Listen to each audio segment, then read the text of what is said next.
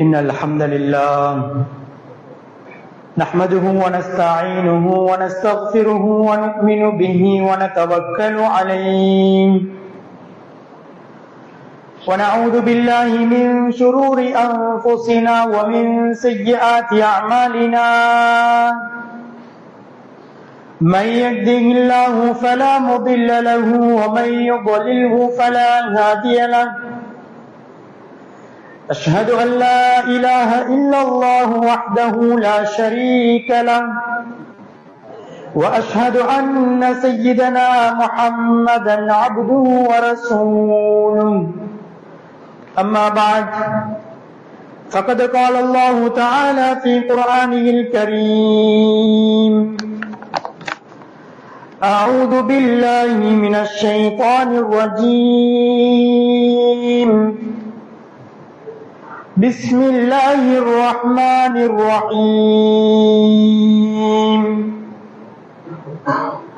إن عدة الشهور عند الله 12 شهرا وقال النبي صلى الله عليه وسلم صيام يوم عاشوراء أحتسب على الله أن يكفر السنة التي قبلها صدق رسول الله صلى الله عليه وسلم. விண்ணிலே விண்மீன்களையும் மண்ணிலே மனித கோடி ஜீவராசிகளையும் படைத்து பரிபாலிக்க கூடிய ஏக வல்லவன் அல்லாஹ் சுப்ஹானஹு வ தஆலாவின் மீதே புகழ் அனைத்து உண்டாகட்டும். அவன் தனித்தவன், இணை துணை அற்றவன், அவனுக்கு நிகராக இந்த உலகத்திலே வணங்கப்படுவதற்கு தகுதியானவன் வேறு யாரும் கிடையாது என்று சாட்சி கூறியவனாக சலாத் என்னும் கருணையும் சலாம் என்னும் ஈடேற்றமும் எம் உயிரிலும் மேலான முஹம்மதே முஸ்தபா அஹ்மதே கரீம் தாஜுல் மதீனா முஹம்மது ஸல்லல்லாஹு அலைஹி வஸல்லம் அவர்களின் மீதும் அவர்களது வாழ்க்கை வழிமுறைகளை எடுத்து நடந்த உத்தம சஹாபாக்கள், தாபிஊன்கள், தபஅத் தாபிஈன்கள், சாலிஹூன்கள், நல்லடியார்கள் அனைவர் மீதும் என்றென்றும் உண்டாவதாக. புனித ஜும்ஆவுடைய கடமையை நிறைவேற்ற வந்திருக்கும் அல்லாஹ்வின் நல்லடியார்களே, அன்புக்குரிய சகோதரர்களே, இந்த உலகத்திலே வாழக்கூடிய சந்தர்ப்பத்திலே அல்லாஹ் சுப்ஹானஹு வ தஆலா எந்த விடயங்களை எல்லாம் எங்களுடைய வாழ்க்கையிலே எடுத்து நடக்க வேண்டும் என்று எங்களுக்கு ஏவிருக்கின்றானோ அப்படியான விடயங்கள் அனைத்தையும் எங்களுடைய வாழ்க்கையிலே எடுத்து நடந்து கொள்ளும்படியும், மேலும் எவைகளை விட்டும் தவிர்த்து கொள்ள வேண்டும் என்று அல்லாஹு தஆலா தடை கட்டளை விதித்திருக்கின்றானோ அப்படியான விடயங்களை விட்டும் முற்றுமுழுதாக தவிர்த்து கொள்ளும்படி முதலாவது அடியனுக்கும் அப்பால் உங்கள் அனைவருக்கும் தக்வாவை கொண்டு வசியத்தும் நசீஹத்தும் செய்து கொள்கின்றேன். அல்ஹம்துலில்லாஹ். அன்புக்குரிய இஸ்லாமிய சகோதரர்களே, பெரியவர்களே, அல்லாஹ்வின் நல்லடியார்களே, அல்லாஹு தஆலாவுடைய அருளினால் அவனிடத்திலே நாட்களுக்கெல்லாம் சிறப்பான கண்ணியமான நாளாகிய இந்த வெள்ளிக்கிழமையுடைய தினத்திலே இஅ்திகாஃபுடைய நியத்தோடு அவனால் கடமையாக்கப்பட்ட ஒரு கடமையை நிறைவேற்றுவதற்காக நாம் அனைவரும் ஒன்று சேர்ந்திருக்கின்றோம். அல்லாஹு தஆலா இந்த பிரசங்கத்திலே எந்த விடயங்களை எல்லாம் பேசுகின்றோமோ கேட்கின்றோமோ அவற்றை எங்களுடைய வாழ்க்கையிலே கொண்டு வருவதற்கு தௌஃபீக் செய்வானாக. அல்லாஹு தஆலா எங்களுக்கு அருள் புரிந்திருக்கின்றான். அவனுடைய அருள் பார்வை எங்களுக்கு பார்த்திருக்கின்றான். இன்று நாம் அவனிடத்திலே கண்ணியப்படுத்தப்பட்ட மாதங்களில் ஒன்றான இந்த முஹர்ரமுடைய மாதத்திலே இரண்டாவது ஜும்ஆவுடைய தினத்திலே நாம் இருந்து கொண்டிருக்கின்றோம். ஒவ்வொரு நாளும் நாம் அல்லாஹு தஆலா எங்களுக்கு அருளாக தந்த நேரங்களை கழித்துக் கொண்டிருக்கின்றோம். அந்த ஒவ்வொரு நேரங்களும் மணித்தியாலங்களும் நாட்களாக மாறி அந்த நாட்களை விடை கொடுத்து இன்னொரு நாளுக்கு நாம் முகம் கொடுத்துக் கொண்டிருக்கின்றோம். அந்த நாட்கள் வாரங்களாகி அந்த வாரங்களுக்கு விடை கொடுத்து இன்னொரு வாரத்தை நாம் முன்னோக்குகின்றோம். அவ்வாறே மாதங்களுக்கு விடை கொடுத்து இன்னொரு மாதத்தை அடைகின்றோம். இதே போன்று ஒரு வருடத்துக்கு விடை கொடுத்து இன்னொரு வருடத்திலே நாம் இருந்து கொண்டிருக்கின்றோம். எங்களுக்கு தெரியும், ஹிஜ்ரி 1446 அந்த வருடத்தை கழித்துவிட்டு ஹிஜ்ரி 1447 வருடத்திலே நாம் 8வது நாளிலே இருந்து கொண்டிருக்கின்றோம். நாம் ஒரு கணம் சிந்திக்க வேண்டும், இந்த புதிய ஒரு வருடத்திலே நாம் காலடி எடுத்து வைத்திருக்கின்றோம் என்றால் இந்த வருடத்தை நான் எவ்வாறு இந்த வருடத்தினுடைய வாழ்க்கையை எவ்வாறு கழிக்க வேண்டும் என்பதை நாம் ஒவ்வொருவரும் சிந்திக்க கடமைப்பட்டிருக்கின்றோம். எங்களுடைய மார்க்கத்திலே கிடையாது ஒரு வருடத்தை நாம் பூர்த்தியாக்கிவிட்டால் அடுத்த வருடத்தை புது வருடத்தை கொண்டாட வேண்டும் என்பது எங்களுடைய மார்க்கம் எங்களுக்கு வழிகாட்டியது கிடையாது. ஆனால் நாம் ஒவ்வொருவரும் ஒரு வருடத்தை கழித்து விட்டோம் என்றால் அந்த வருடம் எவ்வாறு நான் அதனை கழித்து விட்டேன், என்னுடைய புது வருடத்தை அல்லது எதிர்வரக்கூடிய வருடத்தை எவ்வாறு கழிக்க வேண்டும் என்ற அந்த திட்டங்களை வகுத்துக் கொள்வது ஒவ்வொரு முஃமினின் மீதும் இன்றியமையாத கட்டாயமான ஒரு விடயமாக இருந்து கொண்டிருக்கின்றது. கடந்த ஒரு வருடத்திலே நான் 360 நாட்களை நான் முகம் கொடுத்தேன். அந்த 360 நாட்களிலும் கிட்டத்தட்ட 1800 தொழுகைகளை நான் முகம் கொடுத்தேன். இந்த தொழுகைகளை 1800 அந்த தொழுகைகளை நான் சரியாக ஜமாஅத்தோடு மஸ்ஜிதுக்கு வந்து நான் நிறைவேற்றி இருக்கின்றேன். அந்த 1800 சந்தர்ப்பங்களை அல்லாஹ் எனக்கு தந்தான். துஆக்கள் அங்கீகரிக்கப்படக்கூடிய நேரம் தான் அசானுக்கு பின்னால் உள்ள நேரம். அந்த வருடத்திலே 1800 அசான்களை நான் கேட்டேன் என்னுடைய காதால். அந்த அசானுக்கு பின்னால் நான் துஆ கேட்டு அந்த துஆவின் மூலமாக பிரயோஜனம் அடைந்து கொண்டேன். 1800 தக்பீரத்துல் இஹ்ராமை இமாமை அடித்திருந்து முதலாவது சஃபிலே இருந்து அந்த தொழுகையை பரலான தொழுகையை நான் நிறைவேற்றினேனா? நாம் ஒவ்வொருவரும் முஹாசபா செய்து கொள்ள வேண்டும். என்னுடைய உள்ளத்திலே நாம் கேட்க வேண்டும், இந்த தொழுகையை சரிவர நான் நிறைவேற்றினேனா? ஆண்கள் மஸ்ஜிதுக்கு வந்து ஜமாஅத்தோடு நிறைவேற்ற வேண்டிய அந்த தொழுகை பரலான தொழுகை, ஒரு வருடத்தினுடைய அந்த தொழுகையிலே எத்தனை தொழுகை எனக்கு மஸ்ஜிதுக்கு வந்து நான் ஜமாஅத்தாக நிறைவேற்றவில்லை என்ற கணக்கெடுப்பு என்னிடத்திலே இருக்க வேண்டும். அசான் கேட்டும் வீட்டிலே இருந்து நான் வேறு விடயங்களிலே என்னுடைய நேரங்களை கழித்துக் கொண்டிருந்தேனா என்பதை ஒரு கணம் நான் யோசிக்க வேண்டும். 360 நாட்களிலும் 360 லுஹாவுடைய தொழுகையை நான் நிறைவேற்றினேனா? என்னுடைய வாழ்க்கையிலே 4 ரக்அத் தான் நான் லுஹா தொழுகின்றேன் என்றால் 360 நாளும் அந்த லுஹா தொழுகையை தவறாது நான் தொழுதிருக்கின்றேனா? அந்த 360 நாட்களிலும் சுன்னத்தான நோன்புகள், ஒரு மாதத்துக்கு 3 சுன்னத்தான நோன்புகள் அல்லது திங்கட்கிழமை வியாழக்கிழமை நோக்கப்படக்கூடிய அந்த சுன்னத்தான நோன்புகள், இவற்றை நான் எவ்வாறு நிறைவேற்றி இருக்கின்றேன்? இந்த 360 நாட்களிலும் ஒவ்வொரு தொழுகைகளுக்கு பின்னால் அந்த ஆயத்துல் குர்சியை ஓதுவது எங்களை சுவர்க்கத்துக்கு கொண்டு போய் சேர்க்கும். நான் ஓதி இருக்கின்றேனா? அந்த 360 நாட்களிலும் 52 குத்துபாக்களை நான் சந்தித்தேன். ஸல்லல்லாஹு அலைஹி வஸல்லம் அவர்கள் சொல்லி காட்டினார்கள், மன் பக்கர வபதக்கர வகஸ்ஸல வக்தஸல வதனா மினல் இமாம். வெள்ளிக்கிழமையுடைய தினத்திலே நேர காலத்தோடு குளித்து சுத்தமாகி மஸ்ஜிதுக்கு நடந்து வந்து இமாமுக்கு அருகிலே உட்கார்ந்து அந்த குத்துபாவுடைய பிரசங்கத்தை கேட்கக்கூடிய நேரத்திலே அல்லாஹு தஆலா அதற்கு தரக்கூடிய அந்த வெகுமதி, அந்த 52 குத்துபாக்களையும் அப்படியாக நான் நிறைவேற்றி இருக்கின்றேனா? அந்த ஜும்ஆவுடைய தினத்திலே 52 ஜும்ஆக்களை நாம் சந்தித்தோம். அதிலே அல்லாஹு தஆலா ஒரு நேரத்தை வைத்திருக்கின்றார். அந்த நேரம் தான் ஜும்ஆவுடைய தினத்திலே அஸ்ருடைய நேரத்தில் இருந்து மக்ரிபுடைய நேரம் வரைக்கும் துஆக்கள் அங்கீகரிக்கப்படக்கூடிய நாள் நேரம். இந்த நேரத்தை 52 நாட்களிலும் நான் வெகுமதியாக எடுத்து அதனை நான் பிரயோஜனப்படுத்தி இருக்கின்றேனா? இதனை நாம் ஒவ்வொருவரும் சிந்திக்க கடமைப்பட்டிருக்கின்றோம். என்னுடைய அந்த 1446வது அந்த வருடத்திலே இப்படியாக என்னுடைய இபாதத்துக்களை நான் எவ்வாறு கழித்திருக்கின்றேன் என்பதை ஒரு கணம் கல்வத்தில் இருந்து, தனிமையில் இருந்து நாம் யோசிக்க கடமைப்பட்டிருக்கின்றோம். யோசித்து இந்த 1447வது வருடத்திலே நாம் திட்டமிட வேண்டும்.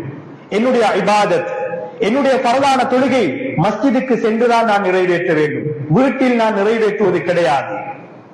சுன்னத்தான தொழுகை வீட்டிலே நான் எனக்கு ஒரு முசல்லாவை வைத்து வீட்டிலே சுன்னத்தான தொழுகையை தொழுதுவிட்டு மஸ்ஜிதுக்கு வந்து நான் பரலான தொழுகையை நிறைவேற்ற வேண்டும் என்று நான் இந்த 1447வது ஆண்டிலே உறுதி பூண்டு அதனை நான் எழுதி வைக்க வேண்டும்.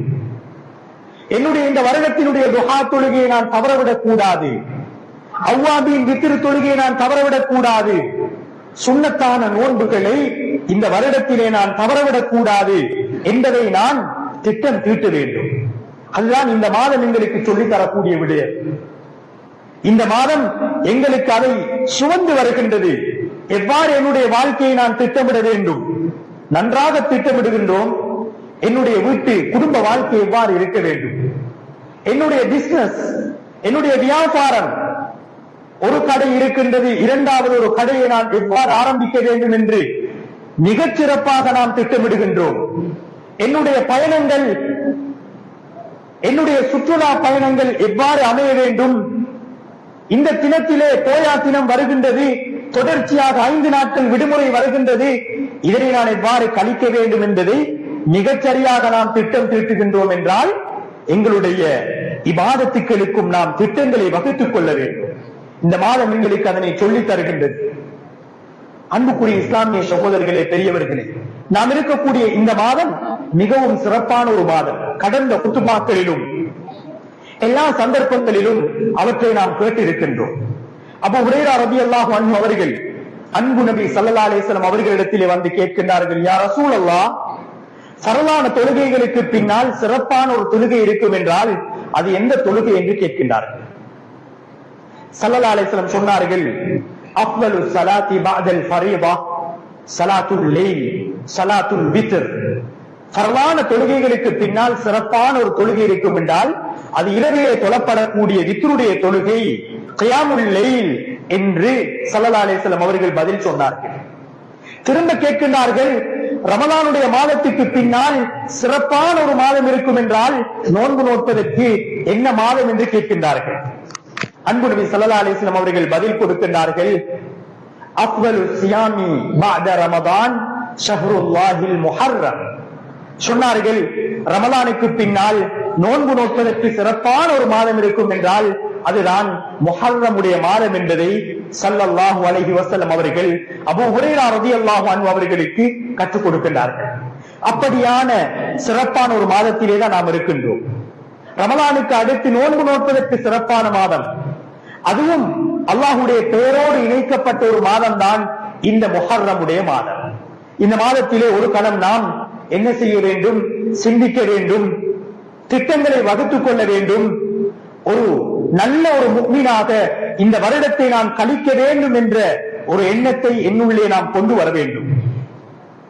அத்தோடு இந்த மாதம் இருக்கின்றது, இந்த மாதத்திலே 10வது நாளிலே நோன்பு நோட்பது சுன்னத்தாக்கப்பட்டிருக்கின்றது. இப்னு அப்பாஸ் ரலியல்லாஹு அன்ஹு அவர்கள் அறிவிக்கின்றார்கள், அன்பு நபி ஸல்லல்லாஹு அலைஹி வஸல்லம் அவர்கள் மதீனாவுக்கு வரக்கூடிய நேரத்திலே குறைஷிகள் என்ன செய்திருந்தார்கள்?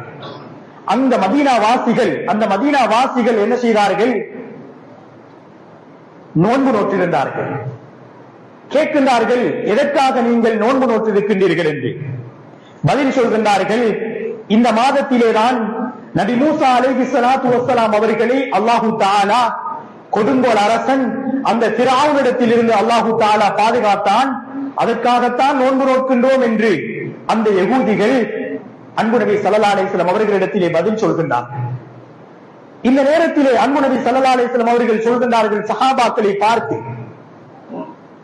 மூசா அலைஹிஸ்ஸலாத்து வஸ்ஸலாம் அவர்களுக்கு நன்றி செலுத்துவதற்கு அல்லது அவர்கள் பாதுகாக்கப்பட்டதற்கு மிகவும் நன்றி செலுத்த தகுதியானவர், கடமைப்பட்டவர் நான் தான் என்று சொல்லி சஹாபாக்களிடத்திலே சொன்னார்கள். இந்த முஹர்ரமுடைய 10வது நாள் ஆஷூராவுடைய தினத்திலே நீங்களும் நோன்பு நோற்றுக் கொள்ளுங்கள் என்று சஹாபாக்களுக்கு சொல்லி காட்டுகின்றார்கள். அன்புக்குரிய இஸ்லாமிய சகோதரர்களே, பெரியவர்களே, வரலாறு எங்களுக்கு சொல்லி காட்டுகின்றது, ஹதீசுகள் எங்களுக்கு சொல்லி காட்டுகின்றது. இந்த மாதத்திலே தான் நபி மூசா அலைஹி ஸலாத்து வஸ்ஸலாம் அவர்கள் பாதுகாக்கப்படுகின்றார்கள் அல்லது வெற்றி கொள்கின்றார்கள். நபி நூஹ் அலைஹி ஸலாத்து வஸ்ஸலாம் அவர்கள் இந்த மாதத்திலே தான் அவர்களுக்கு வெற்றி கிடைக்கின்றது. இதனை கண்ணியப்படுத்தும் முகமாகத்தான் இந்த ஆஷூராவுடைய தினம் முஹர்ரமுடைய மாதம் 10வது நாள் நோன்பு நோற்றுக் கொண்டிருக்கின்றோம். இது சுன்னத்தாக்கப்பட்ட ஒரு நோன்பு. அன்பு நபி ஸல்லல்லாஹு அலைஹி வஸல்லம் அவர்கள் 9 வருடங்களாக மதீனாவிலே இருந்து இந்த ஆஷூராவுடைய நோன்பை நோக்கின்றார்கள். கடைசி வருடத்திலே சொல்கின்றார்கள் சஹாபாக்களை பார்த்து, லஇன் பகீது இலா காபிலின், வரக்கூடிய வருடம் நான் உயிரோடு இருந்தால்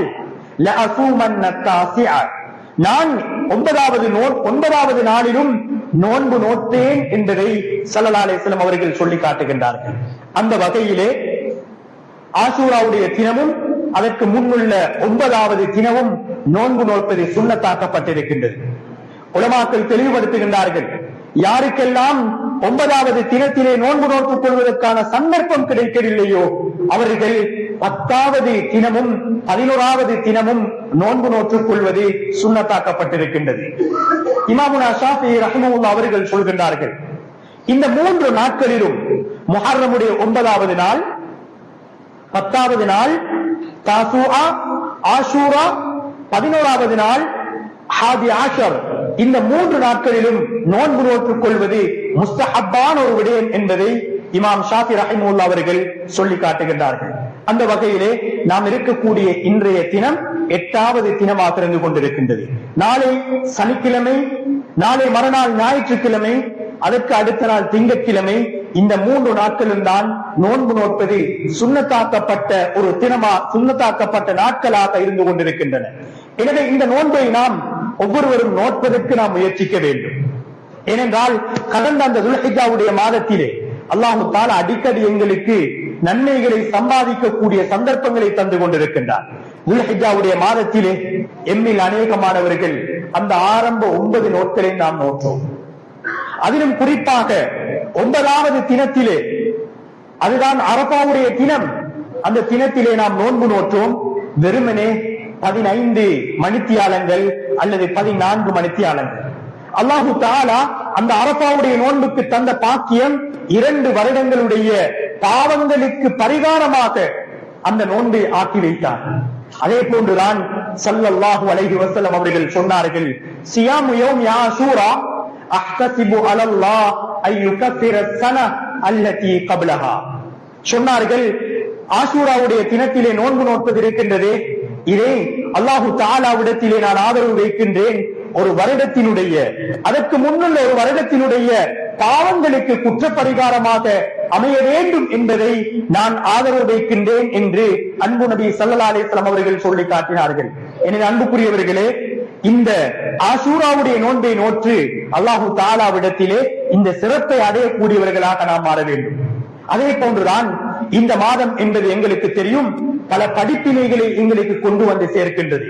அதுதான் ஹிஜ்ரி ஆண்டு ஆரம்பிக்கப்பட்ட வரலாறு நாம் படித்திருக்கின்றோம். அன்பு நபி ஸல்லல்லாஹு அலைஹி வஸல்லம் அவர்கள் அந்த ஹிஜ்ரத்துக்காக, ஹிஜ்ரத்தின் ஊடாக எமது முஸ்லிம் சமூகத்துக்கு அல்லது மக்களுக்கு பல படிப்பினைகளை, பாடங்களை எங்களுக்கு சொல்லி தந்திருக்கின்றார்கள். இவற்றை நாம் ஒரு சில போது விளங்கி வைத்திருப்போம், எங்களுடைய வாழ்க்கையிலே அவற்றை நாம் கடைபிடிக்க வேண்டும். முதலாவதாக அன்பு நபி ஸல்லல்லாஹு அலைஹி வஸல்லம் அவர்கள் மக்காவுடைய பூமியிலே இருக்கக்கூடிய நேரத்திலே பூர்த்தியாக இஸ்லாத்தை பின்பற்றுவதற்கு மிகவும் சிரமப்பட்டார்கள். இந்த நேரத்திலே தான் தனக்கான ஒரு இடத்தை சஹாபாக்களோடு ஆலோசனை செய்து என்ன செய்கின்றார்கள், முடிவு செய்கின்றார்கள். அதிலே முதலாவது தான் அவர்கள் முடிவு செய்தது ஹபஷா என்ற அந்த இடமாக இருந்து கொண்டிருந்தது. அந்த ஹபஷாவுடைய பூமியை பொறுத்தவரையிலே அன்பு நபி அவர்கள் பார்க்கின்றார்கள், திட்டமிடுகின்றார்கள், ஆலோசனை செய்கின்றார்கள். எங்களுடைய முஸ்லிம்கள், எங்களுடைய சஹாபாக்கள் அங்கு சென்றால் அங்கு அவர்களுக்கு ஒரு வரவேற்பு கிடைக்குமா, அல்லது அவர்களுக்கு பாதுகாப்பு இருக்குமா இப்படியாக அவர்கள் திட்டம் தீட்டுகின்றார்கள். முதலாவது அந்த ஹபஷாவை தேர்ந்தெடுக்கின்றார்கள். சொன்னார்கள், அந்த ஹபஷாவிலே இருக்கக்கூடிய அரசர் இருக்கின்றானே, இவர் முஸ்லிம்களோடு முஸ்லிம்களோடு நல்ல முறையிலே நடந்து கொள்வார் என்பதற்காக முதலாவது ஹபஷாவை தேர்ந்தெடுக்கின்றார்கள். அதே போன்றுதான் அந்த மதீனாவுடைய ஹிஜ்ரத்தை பொறுத்தவரையிலே அன்பு நபி ஸல்லல்லாஹு அலைஹி வஸல்லம் அவர்கள் அந்த மதீனாவை தேர்ந்தெடுக்கக்கூடிய நேரத்திலே முழுமையாக அவர்கள் திட்டம் தீட்டியிருக்கின்றார்கள். முதலாவதாக தான் பிறந்த மண் மக்காவுடைய பூமியை விட்டு வெளியேறுவதற்காக அவர்கள் தயாராகின்றார்கள். எதற்காக? தீனுக்காக தியாகம் செய்வதற்கு அவர்கள் முன்வருகின்றார்கள்.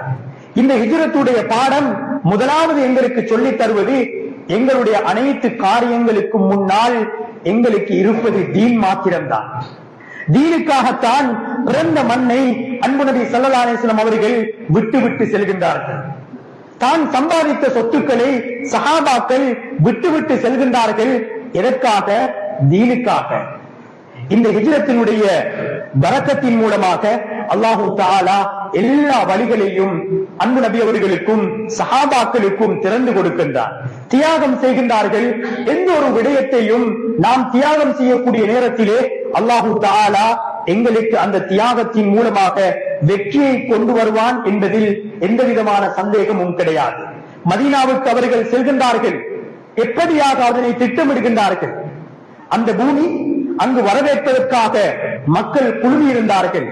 அது மாத்திரம் அல்ல, அன்பு நபி ஸல்லல்லாஹு அலைஹி வஸல்லம் அவர்கள் உறங்கியிருந்த அந்த விருப்பிலே இன்னொருவரை உறங்க வைக்க வேண்டும் என்று கூட அவர்கள் திட்டம் தீட்டி இருக்கின்றார்கள்.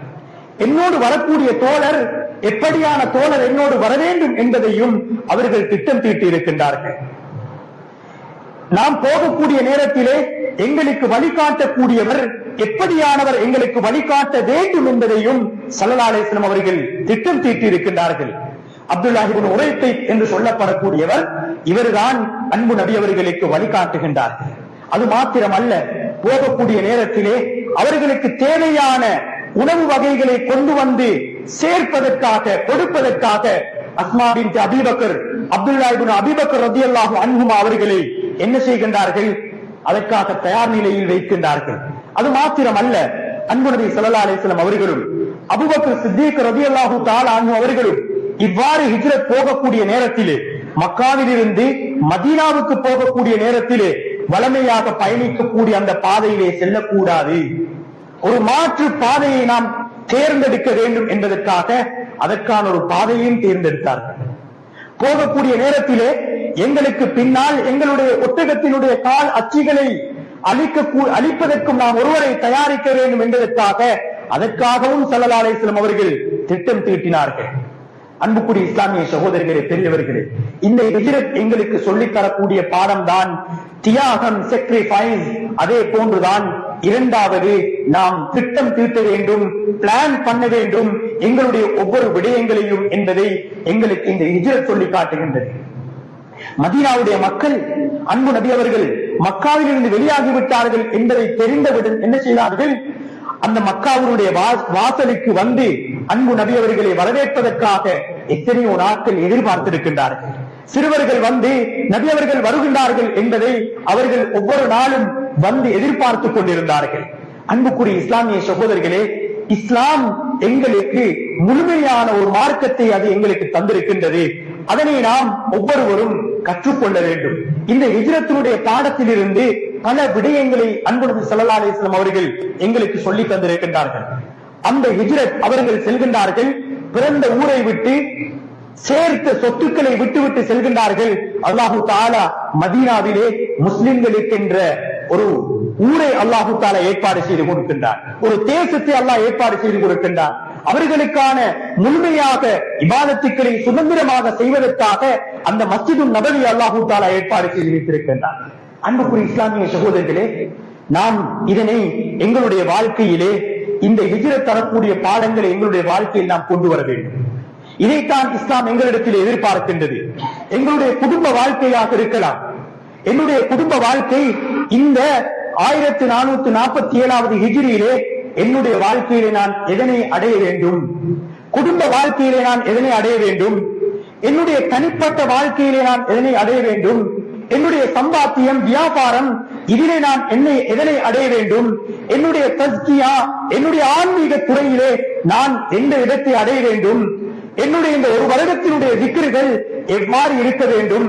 அன்பு நபி ஸல்லல்லாஹு அலைஹி வஸல்லம் அவர்களின் மீது ஸலவாத் சொல்வது இந்த வருடத்திலே என்னுடைய எத்தனை ஸலவாத்துகள் இருக்க வேண்டும், ஒரு மணித்தியாலத்துக்கு நான் எத்தனை ஸலவாத், ஒரு நாளைக்கு நான் எத்தனை ஸலவாத், ஒரு வாரத்துக்கு நான் எத்தனை ஸலவாத், வெள்ளிக்கிழமை வந்துவிட்டால் அந்த நாளை நாம் மஸ்ஜிதுக்கு ஒதுக்க வேண்டும், அன்பு நபி அவர்களின் மீது ஸலவாத் சொல்வதற்கு நான் ஒதுக்க வேண்டும் என்று ஒரு உறுதியை நாம் என்ன செய்ய வேண்டும், எங்களுடைய உள்ளத்திலே கொண்டு வர வேண்டும். எங்களிடத்திலே மாற்றம் வரவில்லை என்றால் சமூகத்திலே அந்த மாற்றத்தை எதிர்பார்க்க முடியாது. முதலாவது என்னுடைய வாழ்க்கையிலே நான் மாற்றத்தை எதிர்பார்க்க வேண்டும். இந்த முஹர்ரமை நான் அடைந்திருக்கின்றேன் என்றால் கடந்த அந்த துல்ஹிஜ்ஜாவிலே அல்லது கடந்த அந்த வருடத்திலே இருந்ததை போன்று இந்த வருடத்தை நான் அடையக்கூடாது. அதிலே ஒரு முன்னேற்றத்தை நான் எதிர்பார்க்க வேண்டும். என்னுடைய வாழ்க்கையிலே எந்த பாவங்கள் தொடராக இருந்ததோ, எந்த சிறிய பாவங்கள் தொடராக இருந்ததோ அந்த பாவங்களை நான் விட்டும் தூரமாக வேண்டும் என்ற அந்த உறுதியை நாம் கொண்டு வர வேண்டும். தௌபாவை எங்களுடைய வாழ்க்கையிலே கொண்டு வர வேண்டும். நாம் அடைந்திருக்கக்கூடிய 2வது வாரத்திலே நாம் இருந்து கொண்டிருக்கின்றோம்.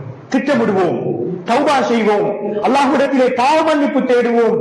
அந்த வருடத்தை விட இந்த வருடம் சுபீட்சமான ஒரு வருடமாக இருக்க வேண்டும், சந்தோஷத்தை அள்ளித்தரக்கூடிய வருடமாக இருக்க வேண்டும், அல்லாஹ்வுக்கு நெருக்கமாக கூடிய ஒரு வருடமாகத்தான் இந்த வருடம் இருக்க வேண்டும் என்பதை ஒவ்வொருவரும் நாம் திட்டமிட வேண்டும். அன்புக்குரிய இஸ்லாமிய சகோதரர்களே, என்னுடைய பிள்ளைகளுக்கு நாம் கற்றுக் கொடுக்க வேண்டும். இந்த வருடத்தை நாம் அடைந்திருக்கின்றோம். கடந்த வருடத்திலே நீங்கள் மஸ்ஜிதுக்கு சென்று தொழவில்லை, உங்களுடைய வயது 9 வயதாகிவிட்டது அல்லது 8 வயதாகிவிட்டது, நீங்கள் மஸ்ஜிதுக்கு சென்று தொழவில்லை. இப்போது என்னோடு நீங்கள் மஸ்ஜிதுக்கு வர வேண்டும், என்னோடு நீங்கள் மஸ்ஜிதுக்கு வர வேண்டும். வீட்டிலே, மனைவியிடத்திலே, பிள்ளைகளிடத்திலே நாம் சொல்ல வேண்டும், நீங்கள் ஒவ்வொரு நாளும் ஈமானுடைய விடயங்களை கற்றுக்கொள்ள வேண்டும், ஈமானுடைய ஒரு ஹதீஸையாவது ஒவ்வொரு நாளும் நாம் கற்றுக்கொள்ள வேண்டும் என்ற அந்த விடயத்தை என்னுடைய உள்ளத்திலும் வீட்டார்களுக்கும் நாம் என்ன செய்ய வேண்டும், அறிவுறுத்த வேண்டும். அன்புக்குரிய இஸ்லாமிய சகோதரர்களே, பெரியவர்களே, எனவே இந்த வருடத்தை அடைந்திருக்கக்கூடிய நாம் கடந்த வருடத்தை போன்று இந்த வருடத்தை கழித்து விடாது.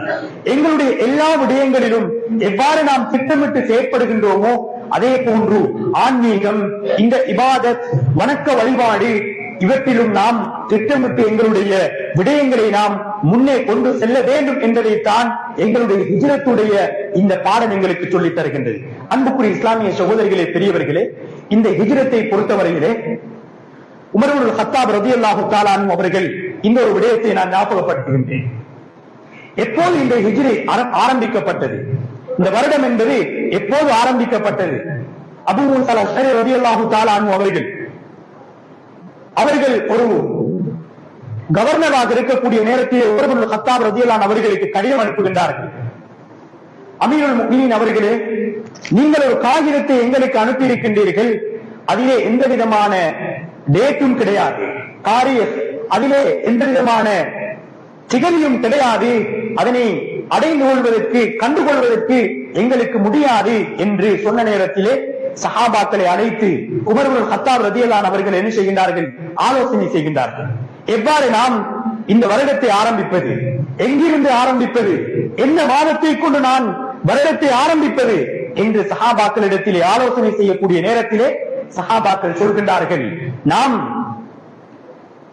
அன்பு நபி ஸல்லல்லாஹு அலைஹி வஸல்லம் அவர்களுடைய மௌலிதை வைத்து, அவர்கள் பிறந்த அந்த நாளை வைத்து நாம் வருடத்தை ஆரம்பிப்போம் என்று சொல்கின்றார்கள்.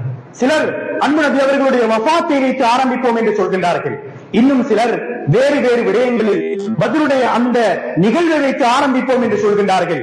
அதில் சில சஹாபாக்கள் சொல்கின்றார்கள், ஹக்குக்கும் பாத்திலுக்கும் மத்தியிலே நடைபெற்ற மிக முக்கியமான ஒரு நிகழ்வுதான் இந்த ஹிஜ்ரத்துடைய நிகழ்வாக இருக்கின்றது, இதனை வைத்து நாம் ஆரம்பிப்போம் என்று ஆலோசனை சொன்ன நேரத்திலேதான் உமர் இப்னு கத்தாப் ரலியல்லாஹு அன்ஹு அவர்கள் என்ன செய்கின்றார்கள், இந்த ஹிஜ்ரத்துடைய அந்த நிகழ்வை முதலாவது வருடமாக அவர்கள் ஆரம்பிக்கின்றார்கள். அதற்கு பிற்பாடு நாம் எந்த மாதத்தை கொண்டு வருடத்தை ஆரம்பிப்பது என்று கேட்கின்றார்கள். உண்மையிலே அன்பு நபி அவர்கள் ஹிஜ்ரத் போனது முஹர்ரமுடைய மாதத்திலே கிடையாது. நபி அவர்கள் ஹிஜ்ரத் போனது வரலாற்று ஆசிரியர்கள் உலமாக்கள் தெளிவுபடுத்துகின்றார்கள், அது ரபியுல் அவ்வல் மாதத்திலேதான் நபி அவர்கள் ஹிஜ்ரத் சென்றிருக்கின்றார்கள். ஆனால் சஹாபாக்களிடத்திலே கேட்கின்றார்கள், எவ்வாறு நாம் வருடத்தினுடைய முதலாவது மாதத்தை ஆரம்பிப்பது என்று சொன்ன நேரத்திலே பலரும் பல ஆலோசனைகளை சொல்கின்றார்கள். ரமலானுடைய மாதம் அல்லது துல்ஹிஜ்ஜாவுடைய மாதம் இவ்வாறு சொல்லக்கூடிய நேரத்திலே உமர் இப்னு கத்தாப் ரலியல்லாஹு அவர்கள் சொல்கின்றார்கள், அல்லாஹ்வுடைய மாதம் என்று சொல்லப்படக்கூடிய முஹர்ரமை கொண்டு நாம் ஆரம்பிப்போம், கண்ணியப்படுத்தப்பட்ட மாதம், அந்த மாதத்தை கொண்டு ஆரம்பிப்போம் என்று உமர் இப்னு கத்தாப் ரலியல்லாஹு அன்ஹு அவர்கள் அவர்களுடைய ஆட்சி காலத்திலேதான் இந்த ஹிஜ்ராவுடைய இந்த வரலாறு ஆரம்பிக்கின்றது. அன்புக்குரிய இஸ்லாமிய சகோதரர்களே, எனவே நாம் இந்த ஹிஜ்ரத் கற்றுத்தரக்கூடிய அந்த பாடங்களை எங்களுடைய வாழ்க்கையிலே எடுத்து, எங்களுடைய இபாதத்துக்களிலே எடுத்து, எங்களுடைய வணக்க வழிபாடுகளிலே எடுத்து அவற்றை எங்களுடைய வாழ்க்கையிலே நாம் கொண்டு வர வேண்டும். மிக முக்கியமாக இந்த மாதத்திலே சுன்னத்தாக்கப்பட்ட அந்த நோன்பு ஞாபகப்படுத்தியது போன்று ஆஷூராவுடைய தினம், தாசுவாவுடைய தினம் அல்லது 10வது தினம் ஆஷூராவுடைய தினமும் 11வது தினமும் இந்த நோன்பை நோற்றுக் கொள்வது மிக முக்கியமான ஒரு சுண்ணாவாக இருந்து கொண்டிருக்கின்றது. 3 நாட்களும் அல்லது 2 நாட்கள் நோன்பு நோட்பதற்கு யாருக்கு முடியாமல் இருக்கின்றதோ உலமாக்கள் தெளிவுபடுத்துகின்றார்கள், அவர்களுக்கு ஆஷூராவுடைய தினத்தில் மாத்திரம் நோன்பு நோட்டுக் கொள்வதற்கு அனுமதி இருக்கின்றது என்பதையும் தெளிவுபடுத்துகின்றார்கள். எனவே அல்லாஹு தஆலா அந்த நோன்பை அடைந்து அந்த நோன்பை நோற்று அன்பு நபி ஸல்லல்லாஹு அலைஹி வஸல்லம் அவர்கள் எந்த சிறப்பை சொன்னார்களோ முழு வருடத்தினுடைய ஒரு வருடத்தினுடைய அந்த பாவங்களுக்கு பரிகாரமாக அந்த நோன்பை அல்லாஹு தஆலா ஆக்கி அருள்வதற்கு எல்லாம் வல்ல அல்லாஹு தஆலா நம் அனைவருக்கும் தௌஃபீக் செய்வானாக. யாழ்லா எங்களுடைய பாவங்கள் அனைத்தையும் மன்னித்திடுவாயாக. இந்த வருடத்தை அடைந்திருக்கக்கூடிய நாம் சந்தோஷமான நிம்மதியான ஒரு வாழ்க்கை எங்களுக்கு தந்துடுவாயாக. அமளிபாதத்துக்களிலே பரலான தொழுகைகளிலே கூடிய கவனம் செலுத்தி அந்த பரலான தொழுகைகளை ஜமாஅத்தோடு நிறைவேற்றுவதற்கு தௌஃபீக் செய்வாயாக. யா அல்லாஹ், யார் யாரெல்லாம் கபராளிகளாக வாழுகின்றார்களோ அவர்களுடைய கபறுகளை சுவர்க்கத்தினுடைய பூஞ்சோலையாக ஆக்கிடுவாயாக. எங்களுடைய சக்கராத் மௌத்துடைய நேரத்தை நீ லேசாக்கிடுவாயாக. எங்கள் அனைவரையும் சுவர்க்கத்துக்கு பொருந்திக் கொண்டவர்களாக ஆக்கிடுவாயாக. வஆகிரு தஅவானா அனில் ஹம்துலில்லாஹி ரப்பில் ஆலமீன். அல்ஹம்துலில்லாஹ் நஹ்மதுஹு வ நஸ்தஈனுஹு வ நஸ்தக்ஃபிருஹு வ நு'மினு பிஹி வ நதவக்கலு அலைஹி வ நஊது பில்லாஹி மின் ஷுரூரி அன்ஃபுஸினா ومن سيئات أعمالنا من يهده الله فلا مضل له ومن يضلله فلا هادي له أشهد أن لا إله إلا الله وأشهد أن سيدنا محمدا عبده ورسوله صلى الله على محمد وعلى